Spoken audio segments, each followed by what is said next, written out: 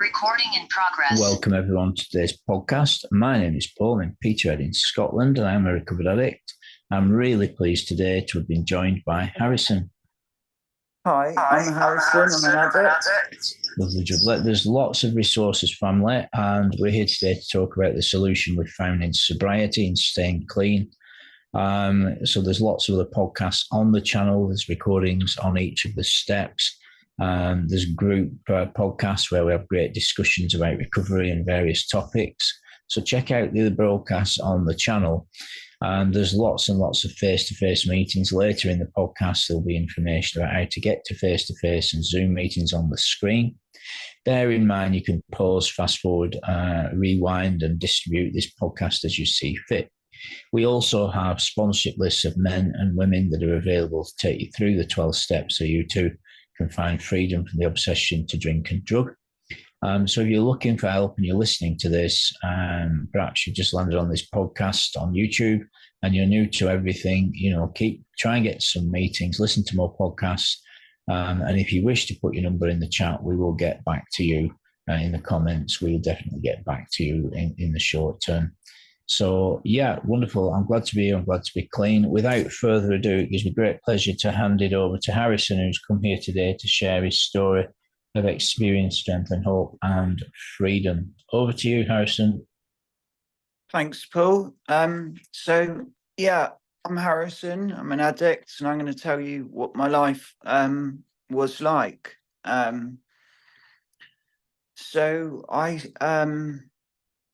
I started smoking weed from a young age, about 17, with friends, and then started doing coke MD at friends' houses and just having a laugh. And it led me to sniffing coke in my room with the curtains closed for a year. And then all I wanted was money, asking my parents for money, to borrow money. And then I got onto crack and heroin. And that happened slowly, but it went sort of fast after a while. And it just got worse. And I was started injecting heroin and crack in alleyways. Ended up begging because I wanted to carry on feeding my habit. And I stopped asking my mum for money and started making my own money to fund my habit. And it went on. And then I got banned from areas, went to prison, came back out, carried on begging, ended up in hospital because I had a necrotic wound from injecting heroin. And if I didn't stop, I could have lost my arm to an infection. But I carried on. It was the insanity of, like it says in one of the stories, why would you walk in front of a driving car and get run over, and then you would get back up the next day and walk over the running car again and get run over? It's just the same thing with my arm. You just can't stop. But now I've got a solution to the problem. So I went into recovery a year ago. I've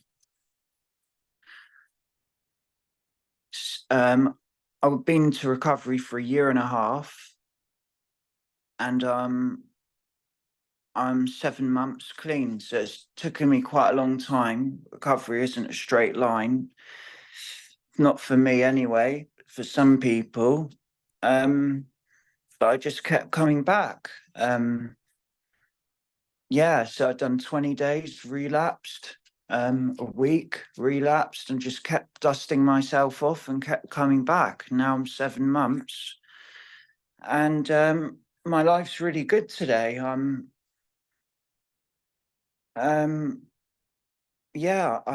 going to the gym. I've got a voluntary job at the furniture project.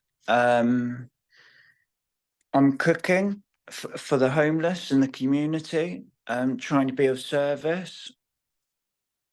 And I'm doing these podcasts to help other addicts. And if you're here on recovery, you've really struck gold, because it's more than money can buy.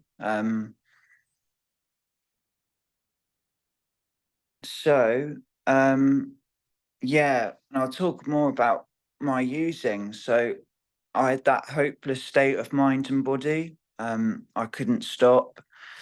I was sleeping in bin sheds, bicycle sheds, under train bridges. Yeah,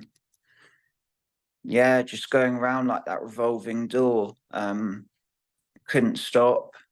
Yeah, and it was a lot of just waking up in the street and just walking around begging, and yeah, it's pretty miserable.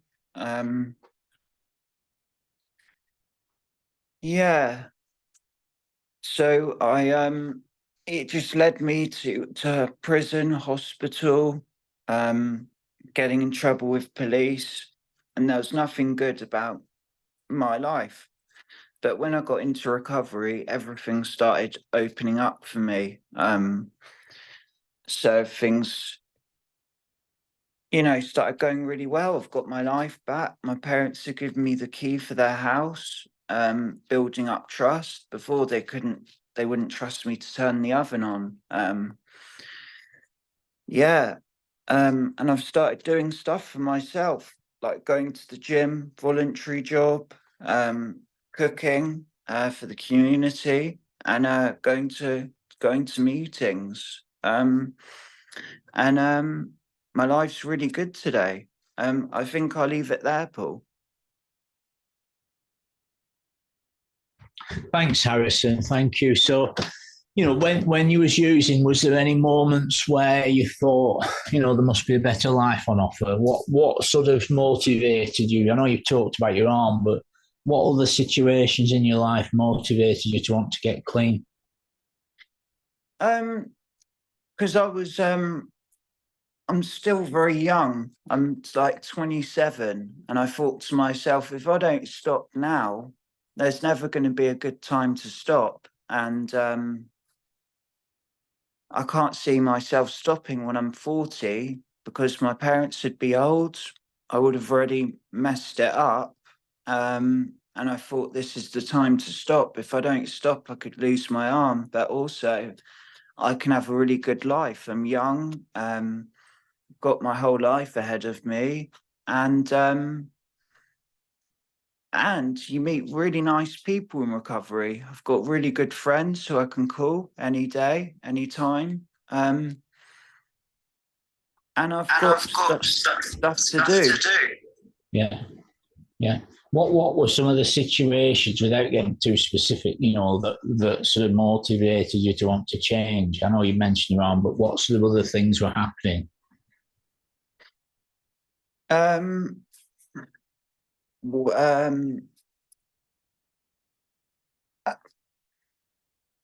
do you mean? Yeah, so I mean, was you getting in trouble with the cops? Was there dangerous situations? Was there ill health, mental issues? What other things were happening that motivated you to want to change? Yeah, so I had a lot of psychosis from smoking crack, and yeah, it was. I thought there was mice going up my sleeves, in my bed sheets, and it was quite a big problem and it went on for about a year. And it was anywhere I would sleep, or just, every time I smoked the crack, I would start feeling like mice and rats going up my sleeves, and it was horrible. So that wanted me to stop. The infections carried on going, sometimes even all over my body. I'd have it on my arms, my other arms, my legs, and it wouldn't get any better because I'm sleeping rough. You're not really in a clean place. Yeah. So that sort of gave you motivation for change. Yeah. Was there? I know you've mentioned that you could have lost your arm, and that's obviously a huge motivation. I've known other people. In fact, I've known people, Harrison, that have lost limbs over the years. Yeah. Perhaps you have too. So emotionally, how did it feel being in that place, begging for money, perhaps hungry?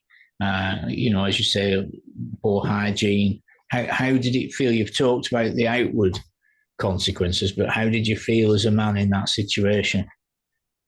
So I felt very low, desperate, a lot of the time. Yeah, it was very low, desperate, and it was very like always wanted to get the money and get the drugs as quickly as I could. It was like very rushing, you just want to have that fix. And it would yeah, so it was just very Yeah. Yeah, and how did you connect with 12-step recovery? Did someone suggest it to you? Was it local services? Was it a friend?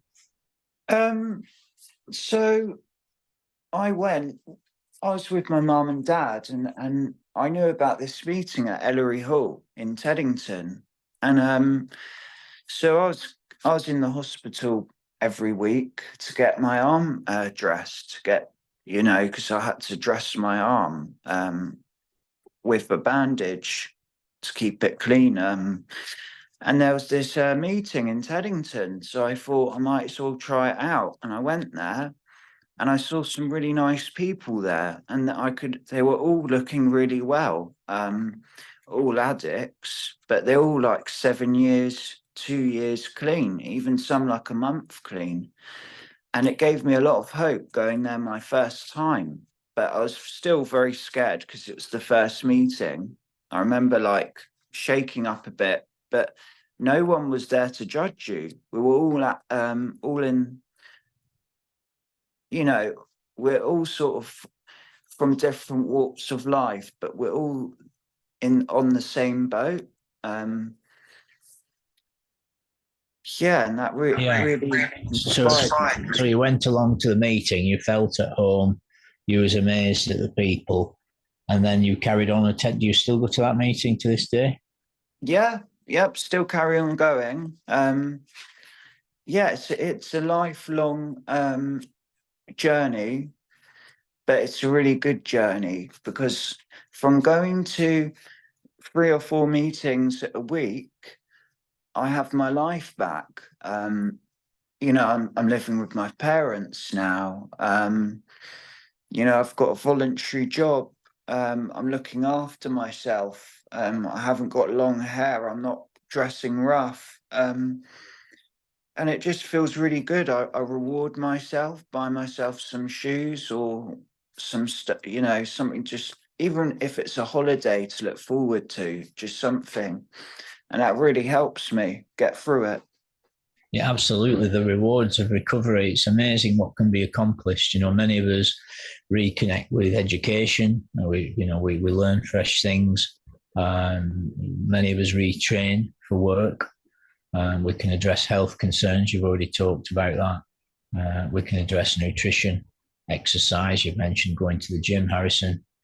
So your feelings, you sound happier. Well, not that I ever spoke to when you was using, but you sound like a relatively contented man today. Yeah, really, really good. That's great. That's great. And so when you went to the meeting, there was people there with years clean, and you was like, wow, people are happy, clean. So there's something going on here. Yeah, I couldn't believe it. Yeah. Yeah. I'm privileged to have a couple of friends whose stories, we've got some great literature for anyone that's new listening to the podcast. Our basic text is a book called Alcoholics Anonymous, often called The Big Book. Our secondary book would be a wonderful book called The 12 Steps and 12 Traditions, and that's what's on the screen right now. This is the section on step 1 that's on the screen at the moment, and there's lots and lots of wonderful literature. Could you talk about your experience with the literature, Harrison? Do you read it regularly? What parts do you enjoy? Yeah, so I had dyslexia. Mm-hmm. But since I've been reading these, he's been helping me. Yeah. Oh, yeah. I mean, staying close to literature is a really, really good idea, isn't it? And we learn, don't we? What about your spiritual experience of God and a higher power? Talk about that for a moment and what part that's playing or played in your sobriety. Yes, that's a really important part in my recovery. So every morning I'll pray to God for a clean and sober day. And I get up, do my gratitude list. I reach out to newcomers or old timers. Then I might pray in the afternoon for a clean, sober day, or do the Serenity Prayer. That's wonderful. More prayer, more power. Prayer is at the very heart of this program. The Creator, God, is at the very core of this program. And I work with others every day, and I've lost a lot of people to this disease, Harrison. And indeed, there's at least one person you and I both know that from our group that's recently passed on. I shan't mention any names, but this is a killer illness. The statistics are horrific. It's every 7 or 8 seconds someone dies by addiction, and that doesn't include death by suicide, nor does it include persons that die as a result of the damage they've done to their bodies sometime after they get free from addiction. That's just persons that die from addiction. That's reality. And so it's a really serious business, and understanding the program, doing exactly what you're doing, plenty of meetings, service, and you do great service. You really do, and you encourage others, and you're learning. You're growing in the process, aren't you? You're learning about higher power. You're learning about service. You're learning about how to practice the program, which is really the nub of the thing, And I've lost people, Harrison, who for them it's been nothing to do with God. It's all been about human power and knowledge and just what they do, and they've not made it. I've also lost people who for them it's all been about God. They haven't needed the steps or the literature or the meetings. It's just all been about God, and they've not made it either. And that's real people I'm talking about, now, there'll be a whole host of other people who are still using or miserable from those two imbalances, i.e., all about human knowledge and power, all about God. It's a human responsibility and God's divine sovereignty. It's both. You need the holy power, the sovereignty of the Creator, the greatness of God, and human responsibility. We use many terms to describe this. God will move your mountain, but you must bring a shovel. If you do the work, God will do the work in you. It's an action-based process. And it's by taking action that we maintain the freedom, isn't it? So when we were using, the next Drink&Drug was a spiritual experience, wasn't it? You was like, yeah. Wow, Well, recovery is like that. Podcasts, sharing in meetings, reading the literature, prayer, meditation, it lifts your consciousness. You're lifted into the realm of the spirit, a fourth dimension of existence, and your thinking and your feeling changes. So you've mentioned service. What part does that play, would you say, in your recovery at the present time and your growth and healing? A big part of my recovery, because going to the meetings, it's reinforcing that you can't ever use drugs because your illness is powerful, cunning, and baffling. And if you don't go to meetings, it can creep in and just say, like, start thinking really crazy stuff like, oh, maybe I can use once, like it says it in the book. But the more I go to meetings, the more spiritually well you become. and it's helping other people and like helping newcomers get clean and, you know, sending the message. And it's just building up that connection with God, because it's a journey. And when other people see you get clean and you've got 7 months, they might think, well, maybe I can get clean, and anything's possible. Yeah, absolutely. Absolutely. And it's in the giving we receive, isn't it? And, you know, our message, you know, a bird doesn't carry a message, it sings a song, you know, and our song is that we're free and reasonable and manageable today. You know, we're not knocking ourselves off on the installment plan, are we? You know, we're growing, we're changing, and we're even encouraging and supporting others in the process, aren't we? Yeah.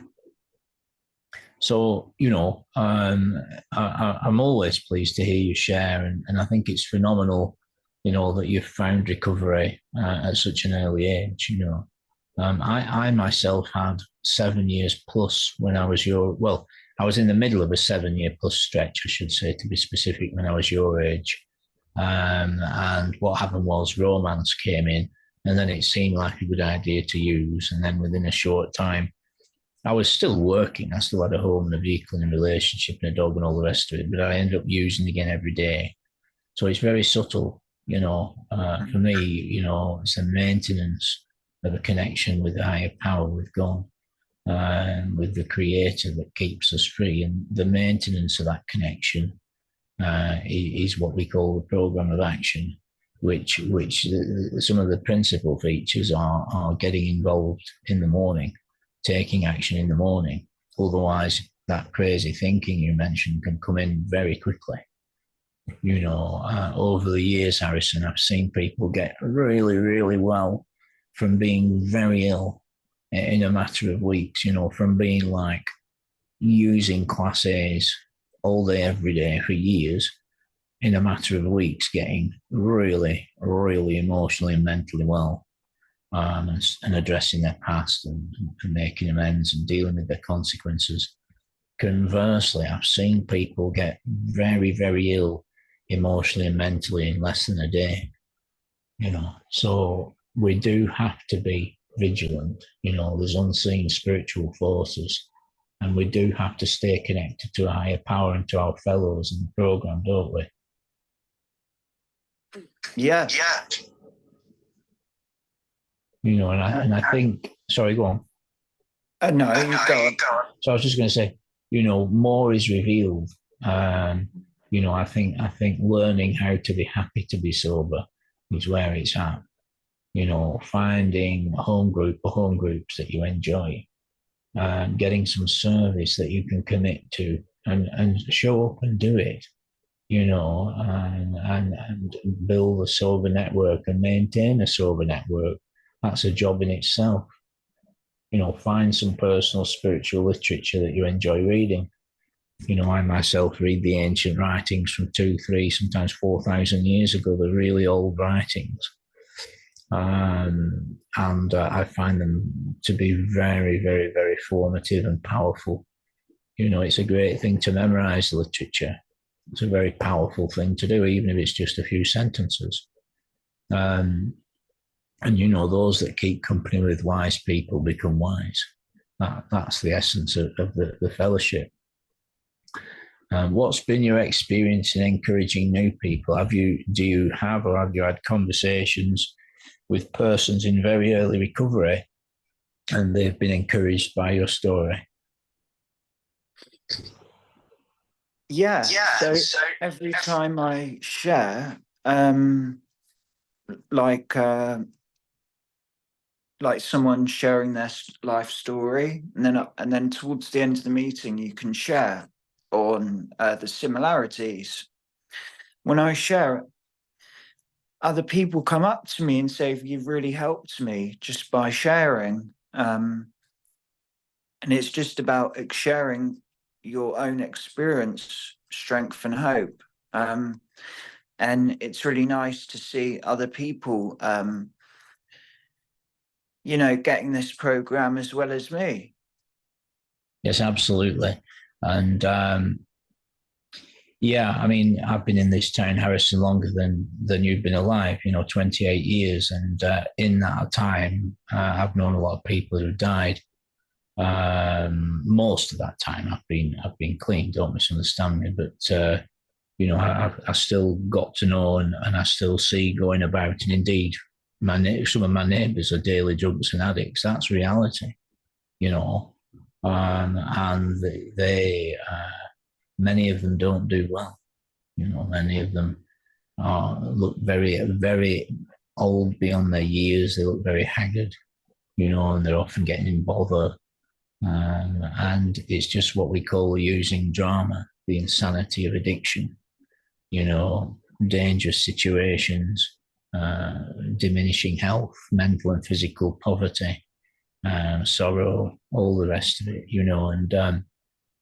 and I often think, Harrison, trying to communicate, and when I see such persons, I get to share just a snippet, because if you're walking down the street, someone walks around the corner, you don't have time to give them the whole message of the plan outlined in the book. You might just have a 30-second window. Very likely one or both of you are going somewhere. So you might get a minute or two perhaps to talk about recovery. And I often think about what kind of message these people need to hear. And I see them regularly here. And just to share, as you say, once they know that you're clean, that's a start. And then if you get to say a few words, I remember I bumped into a former neighbour of mine, a younger man than I, probably about your age, Harrison, and he was quite a troublesome lad. He was one of my neighbours. We got on very well. We never actually had a problem, In fact, I encouraged him and did some work for him. His partner took his girlfriend when she was having the baby. They were at the window. I'm having the baby. So oh no, rush down, get them in the car, get them to the hospital on time. She was about to have the baby in the back of the car. It was quite something. But anyway, and he was getting into bother with the police and his neighbours with his drinking. And I saw him. I saw him 10 days ago, Harrison, 12 days ago, and spoke to him briefly, and he's now sober. He's now sober, and he had to go to a rehab, and we know people, don't we, Harrison, who for them that's part of their story. But I think, like myself, you've never had to be admitted to a rehab, have you? Yeah, I've been to a rehab. So what, as a patient? I've done a 13-day detox, and then with that. Oh, right, a 13-day detox, right, okay. Well, this pal of mine, he went down to the borders with England, and did a stint in a rehab, and he says he's stayed sober since. He looks really, really well, and it is a part of a lot of people's story. I mean, and I think it's wonderful that persons often have a powerful experience there, and our message is hope, and our promise is freedom, that anyone can get and stay clean, and you can do it in your community without paying a penny. But coming back to this business of what to say to such persons when I see them, if you might just get a brief window to say something. This program is based on rigorous honesty. And my experience has been, Harrison, that a lot of addicts are aware of the unmanageability, the untenability of their lifestyle, but for whatever reason can't get sufficiently honest about it to commit to staying clean. Do you understand? They're like on the bridge of reason. They're like, well, it's kind of unmanageable, but I'll just carry on. Yeah, I've got a lot of problems, but I'll just carry on. And somewhere there has to be, the program Dr. Silkworth says is moral psychology plus God's power. It's not one or the other. And Bill Wilson said he'd never known anyone go wrong with God and AA, God and CA. And we have to stay close. Dr. Bob's last words to Bill Wilson were, don't louse this thing up, Bill. Keep it simple. So, I remember I bumped into two local addicts, quite sort of like, how would I describe them? Well, they get up to quite a lot of mischief, let's generously call it mischief.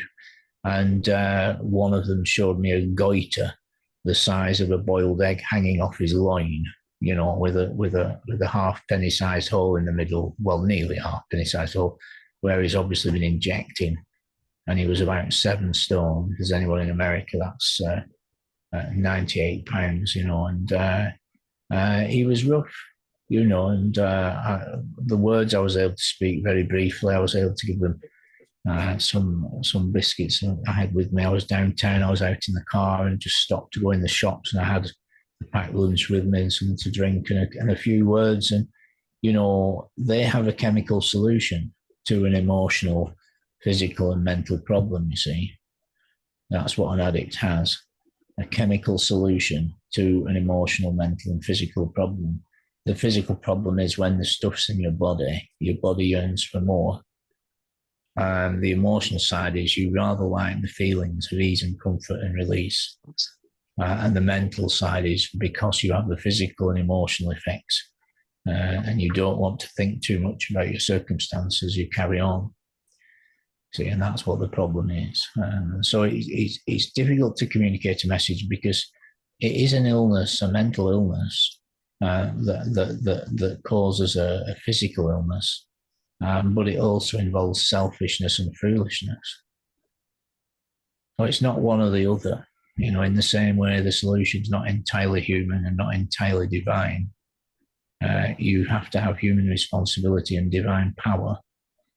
And as you stay clean, your understanding grows, doesn't it, Harrison? You change and you learn fresh things, don't you? Yeah, it's completely a journey. Yeah. So, is there anything else you'd like to share with our listeners, Harrison, before we bring the podcast to a close? Yeah, so if you're here and you're listening, just keep going to meetings because you will make lifelong friends and we're all here for each other. And the life now is more than money can buy, and it's really rewarding. And there's always hope at the end of the tunnel. And I'll leave it there. Lovely. Yes, more will be revealed. We grow, we change, we learn fresh things, and applying a practical program of action on a daily basis keeps us reasonable and manageable and sane and sober, moral and prudent. Thanks so much, Harrison. I just want to share that there's lots of resources available. On the screen is a screen that you can take a screenshot of if you wish. All these meetings are on every single day on Zoom. When you go on Zoom meetings, you don't need to put your camera on, nor do you need to speak. In fact, most people don't put their camera on. So don't feel that you can't go on a Zoom because you don't want to speak or put your camera on. So if you're new, you can go along and just listen and nobody will challenge you. You're welcome to pop along to any of these meetings. All these meetings are on every single day. At the bottom right is the UK Samaritans number and the CA UK helpline. Top centre is the cocainanonymous.org.uk website. Me and Harrison are regularly to be found in a wonderful group called We Can Recover that's on every single day at 2 o'clock, 8 o'clock, 9:30 p.m. UK time.